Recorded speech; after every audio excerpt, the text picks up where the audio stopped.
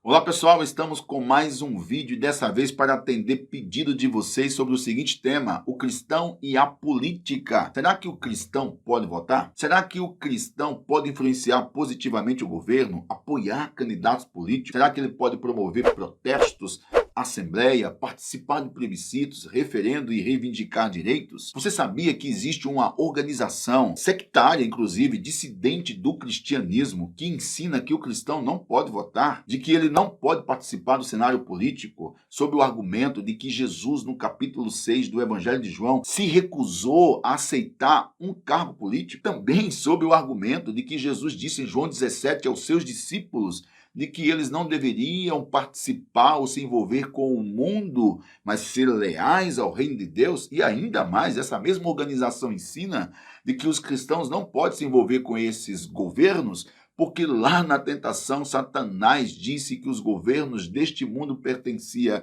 a ele. Mas será que esses argumentos são sustentáveis à luz das Escrituras? O cristão deve mesmo ser neutro no assunto política? Vejamos o que a Bíblia diz. E antes de você verificar isso, aproveite para se inscrever no canal, deixar o seu like e ativar o sininho. E vamos para o vídeo. Quero começar explicando o que significa a palavra política. A palavra política é uma palavra de origem grega e ela significa a arte de governar ou administrar cidade-estado, como era na antiguidade. Vale ressaltar que na antiga Grécia, os que nada sabiam sobre política ou os analfabetos políticos eram chamados de idiota. Quando nós lemos a Bíblia, nós percebemos que a Bíblia fala muito de política, tanto no Antigo quanto no Novo Testamento. Apóstolos e profetas orientaram a igreja sobre política. Isso significa dizer que o cristão não pode ser um analfabeto político. É preciso ressaltar que a Bíblia, ainda no Antigo Testamento, nos tempos de Moisés, levantou muitos estadistas, né? Deus levantou muitos homens para governar Israel. Lá em Deuteronômio, capítulo 17, Deus já havia orientado o seu povo na eleição de um monarca. Lá no livro de Samuel, o povo hebreu rejeitou a teocracia, que era o governo de Deus, por meio de sacerdotes e profetas, e escolheram a monarquia. Já havia regras e princípios que orientavam a eleição desse monarca. É preciso também considerar que no Novo Testamento nós encontramos a Bíblia de forma explícita falando de política. Por exemplo, Jesus disse lá em Mateus 22 e o versículo 21, melhor, de que a gente deve dar a César o que é de César e a Deus o que é de Deus. Em outras palavras, respeitar as autoridades e o governo, se submeter às autoridades. Paulo também vai orientar a igreja no Novo Testamento, especialmente em Romanos 13, a partir do 1 até o versículo 6, dizendo qual é a função do Estado, qual é o papel do Estado e qual é o papel da igreja em relação ao Estado. Não podemos olvidar que 1 Pedro, capítulo 2, esse apóstolo também orienta a igreja, no versículo 13 e 14 desse capítulo, também a se submeter ao Estado, a obedecer ao Estado. Isso significa dizer que a Bíblia ela não é apática à política, mas ela orienta o seu povo quanto à sua participação no cenário político. Portanto, o fato de Jesus não ter se envolvido com política, de ter se recusado a aceitar um cargo político, não significa dizer que ele era contra a política. Na verdade, ele se recusou porque ele veio com missão definida. Lucas 19, o versículo 10, diz que ele veio buscar e salvar o que se havia perdido. O anjo disse a Maria que o nome da criança que ela daria à luz deveria ser Jesus, porque ele veio com a missão de salvar o povo dos seus pecados. Portanto, Jesus se recusa porque ele tinha missão definida para esse mundo.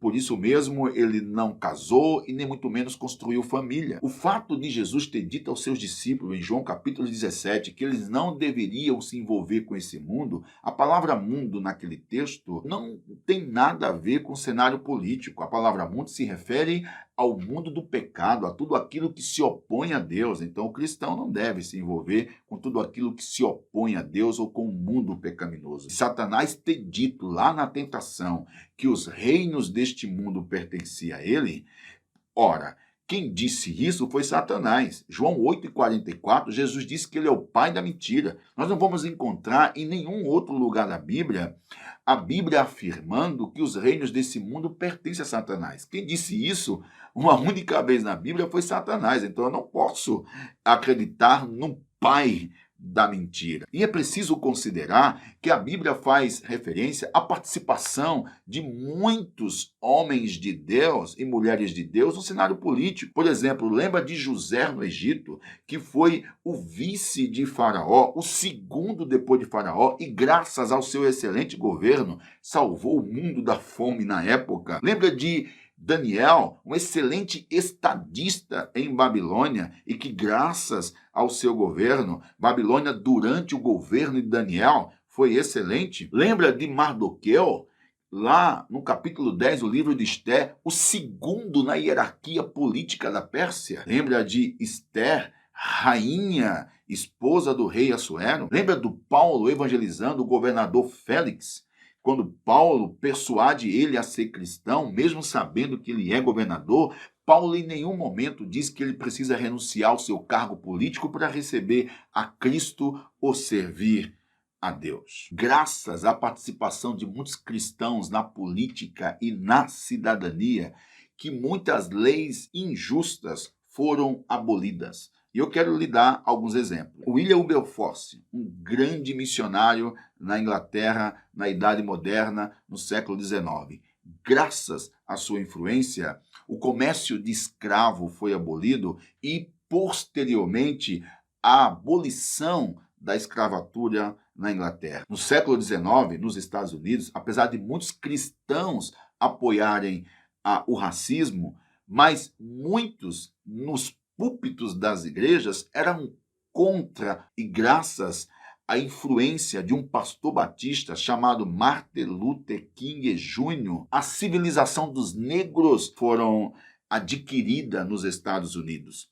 E você sabia que os 3 maiores documentos, as 3 maiores declarações da história foram escritas por influências de cristão? Por exemplo, a Carta Magna da Inglaterra, a Declaração da Independência e da Constituição dos Estados Unidos foram escritas por influências de cristãos. Portanto, o cristão não pode ser neutro na política, porque a sua ausência na vida pública ou na política condena o seu país ou o seu governo a leis injustas e repressora. E eu quero dar um exemplo aqui entre Coreia do Norte e Coreia do Sul. A Coreia do Norte implementou o comunismo e, por causa disso, a igreja na Coreia do Norte não tem liberdade de cultuar, ela é perseguida, os missionários não têm liberdade para evangelizar. A Bíblia diz em 1 Timóteo, capítulo 2, e o versículo 2, que nós temos que orar para que Deus nos dê um governo honesto